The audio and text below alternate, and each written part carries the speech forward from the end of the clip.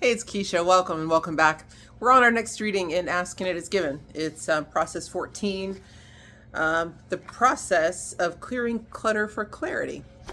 But before we begin, let us begin as we begin by first closing your eyes and taking a deep breath in and letting it out.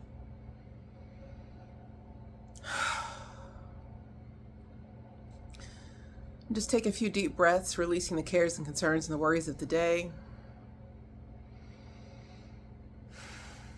Finding yourself becoming more and more present in this moment, in this time and space. Being present in your body. Shaking off any tightness. I'm just starting to relax a bit.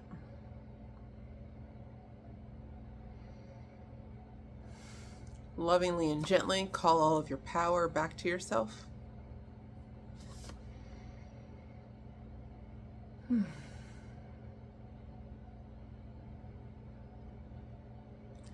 if you feel like there's anyone or anything corded to you, release that cord back to source. And likewise, if you're corded to anyone or anything, then release that and let it go back to source.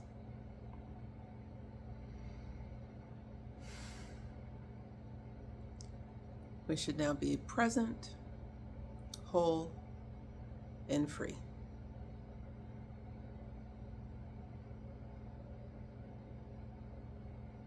If there's still any errant thoughts floating around in your mind, just go ahead and send them into a balloon just above your head.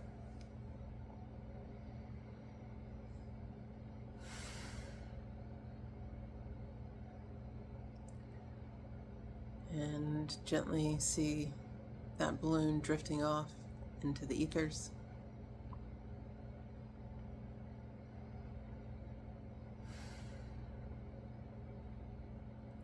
See a column of white light coming down over you.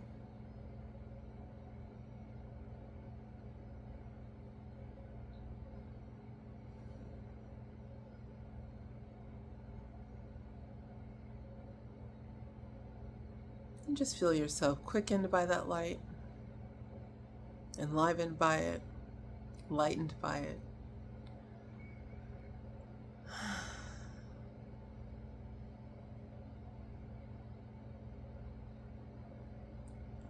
Lifting up higher and higher into that column of light out of earthly consciousness, physical reality, in the worldly way.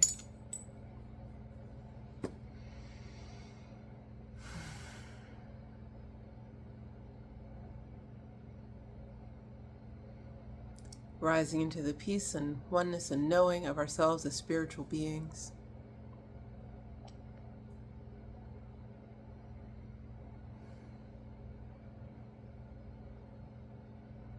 And if there's a special prayer on your heart, something you've been praying about, wondering about, thinking about, holding on to,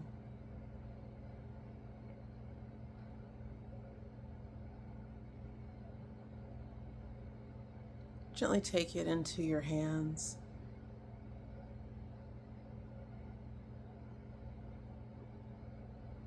And give it over to the being of light that's beside you.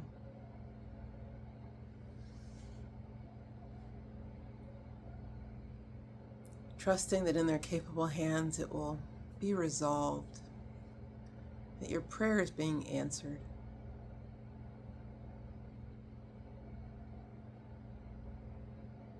And you can rest easy now.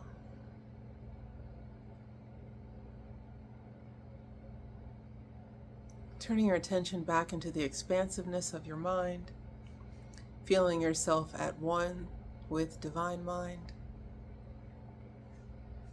feeling your heart open and receptive.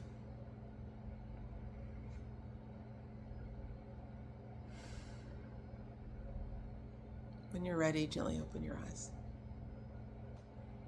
Okay. The process of clearing clutter for clarity.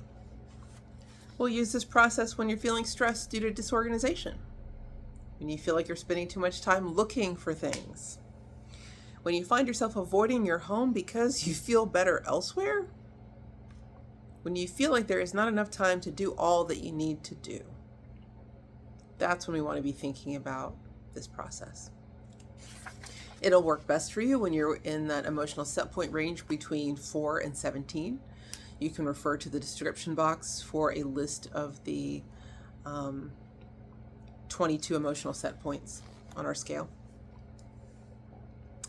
A cluttered environment can cause a cluttered point of attraction.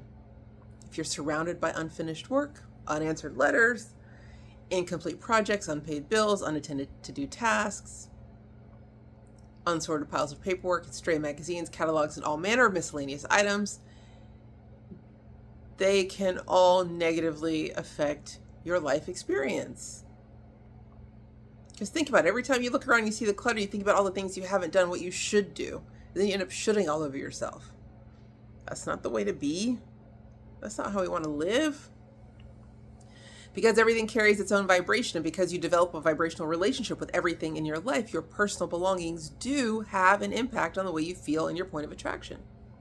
Even if you don't feel particularly attracted to those items, the fact that they're in your environment, that you've allowed them to be there, shows that there's some level of resonance. And especially in the case of like the miscellany, the things that come to us in the mail and things we put down here on the table because we'll get to it later, they're unimportant, sure, but they're important enough that we hold on to it, that we leave it there, and it sucks our energy every time we see it and don't deal with it, right? There are two major hindrances to clearing away clutter. So says Abraham. First, you may remember throwing something away only to discover soon after that you really did need it after all. So now you're reluctant to throw anything away. And the second, you realize that to really do a good job of getting organized would take far more time than you have to give the project. For every time you've ever attempted to get organized, you become bogged down in the sorting process and have ended up leaving it an even bigger mess than you began, where we've let perfect be the enemy of the good. I'll just take a second here to digress. When it comes to clutter, it's not about keeping a well-maintained and expertly manicured environment. It's about not having your eye and your mind distracted by things that really aren't that important to you, right?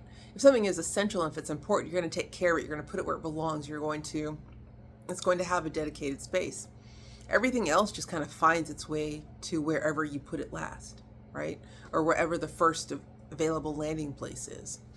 And it's those things that seem to suck our energy and take away from the higher vibrations that we would want to be feeling otherwise. The clearing of clutter for clarity process eliminates those hindrances because it's a sorting procedure that can be done extremely quickly without the possibility of discarding valuable things that you may need later on. To begin the process, and let me just say here for a second too, I have already read through this, so I'm going to go ahead and just read it, and then we'll come back and discuss, okay? So to begin the process, obtain several sturdy cardboard boxes with lids. Banker's boxes work well for this. It's best if they're the same size and color, uniformity is what we're after, that they will all stack neatly and look attractive. We would suggest that you begin with a minimum of 20 boxes. Just stay with me here. But you may want to obtain more as you discover the productive power of this process. You'll also need a package of alphabetical index cards and a handheld voice recorder. I'm going to come back to this. Just stay with me. First, assemble the boxes and put 5 or 6 of them in the middle of the room that you wish to organize. Next, number each box with its own unique number from 1 to 20 and so on. Now look around the room, focus upon one item and ask yourself, is this item important to my immediate experience? If the answer is yes, leave it where it is. If the answer is no, put it in one of the boxes.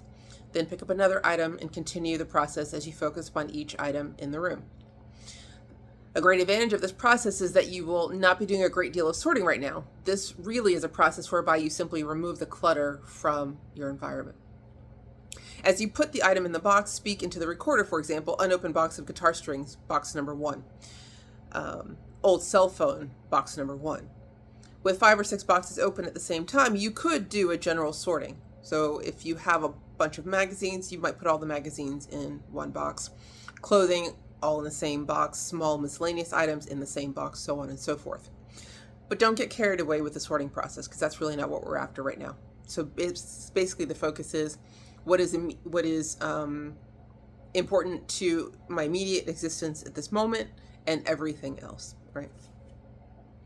So you just pick up the item, determine if it's necessary for your immediate existence. If not, then it goes in the box. You want to speak into the recorder, listing what the item is and what number box it's in, so that later you can take an hour or so to go through the recording, and on those index cards, alphabetized, write down the items that are in the box. So if under A you had an abalone, so if you had an abalone shell, then under A, that's what you would write, box 2.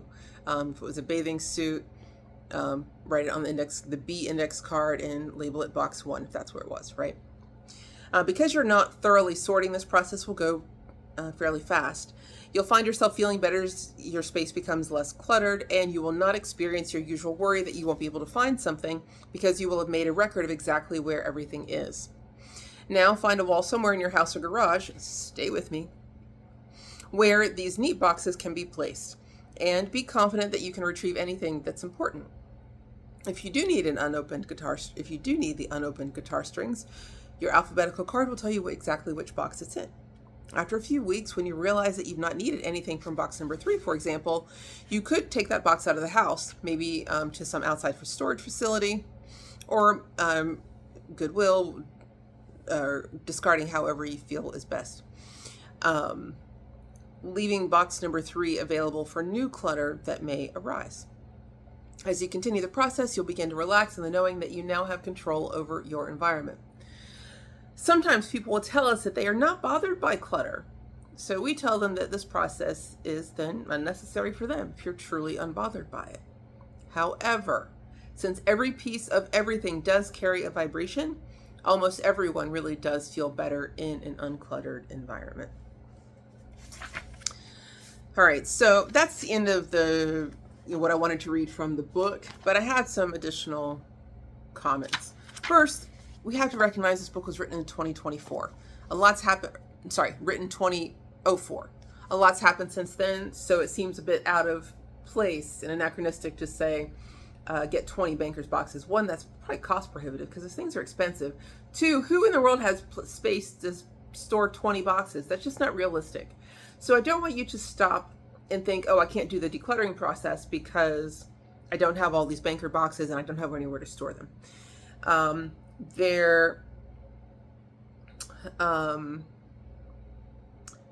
If the process as described resonates for you, then by all means, proceed with that process.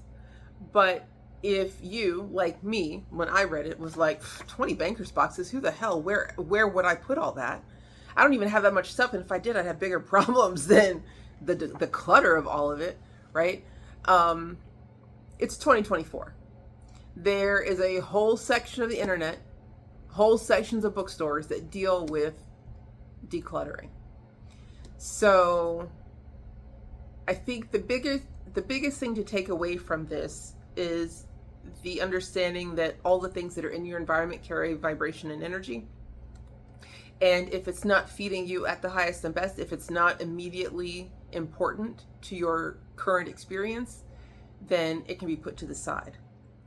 So whatever method you might decide would work for you in terms of declutter, I say do that, because that alone will raise your vibration.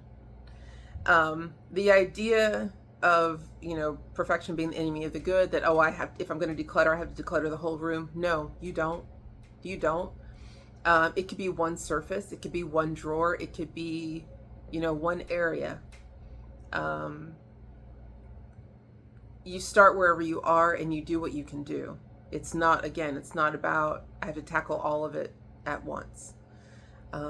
So often I think, people come in, when they're coming in, they bring in the mail, and there's usually a table or a shelf or something that collects it. If you can make the decision from the mailbox into the house on what's important to keep and what can be tossed, when you walk in the door, toss what needs to be tossed. That's already half the battle right there, right? And you know immediately what is junk mail versus what's something worthwhile. The things that are worthwhile, that might stack up, and my next bit of advice would be, And something I like to do often is give myself a time limit and focus on an area or a project. So for instance, before I filmed this video, I've had a lot of things that I wanted to do today, and I was getting a little flustered. This was even before I read this, so I definitely resonated with the idea that you want to do this process when you're feeling just a bit disorganized. My desk was a bit out of control, and I had had my lunch and watched a couple of videos during lunch, and was kind of like on the verge of getting sucked into another video because I didn't want to deal with my desk in my office because of the clutter. And I was like, wait a minute, I want to listen to this video. While the video's on, I will just go and tidy up the desk. And the video, I think, was like 18 minutes. So while she's talking in the background and I'm listening to her, I busted out the desk real quick. And the benefit for me in that is that, dude, I have filmed 3 videos, since I did that an hour or 2 ago. And I've done several posts for Instagram, and I've got a couple more things that I need to do. I would not have been able to be that productive had my desk stayed in the state that it was in before I took those few minutes. And I didn't feel like 18 minutes was all that long. It was just enough time, right? I was enjoying listening to this video, and I was knocking out the nonsense on the desk. So that's a very easy and manageable way, I think, to handle things. And it could be 5 minutes, 10 minutes. You would be surprised how much work you can power through, how much declutter you can sort and toss in just 5 minutes of focused action. So that's where I say, like, you don't have to do the whole room. If you just pick a drawer, for the next 10 minutes, I'm going to focus on this drawer and get rid of everything I don't need. That's pretty easy to do. When it comes to, well, I don't know if I'm going to need it again, that's where the banker's boxes can come in handy. You don't need 20 of them. You might need 1 or 2. It doesn't have to be a banker's box. Any attractive box or any box that you can put away will be fine. You would put in it anything that's not immediately important to your current existence, and just put it off to the side, right? Because it's not immediately important. And then after a week or 2, if you notice you haven't touched it, then when you go back and look through it, you can be like, okay, I don't need this, right?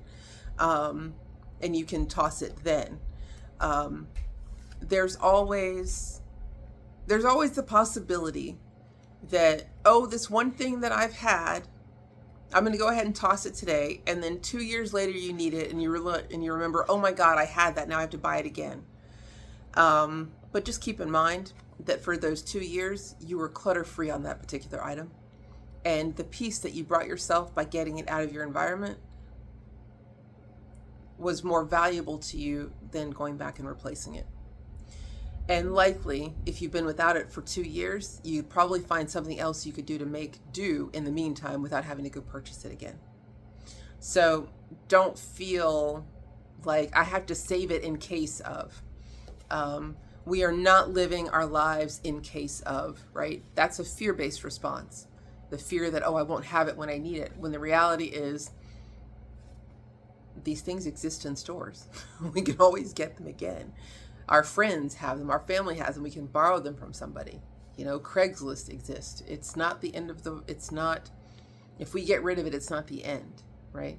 So just something to keep in mind. Let me just check my notes here to make sure I haven't forgotten anything.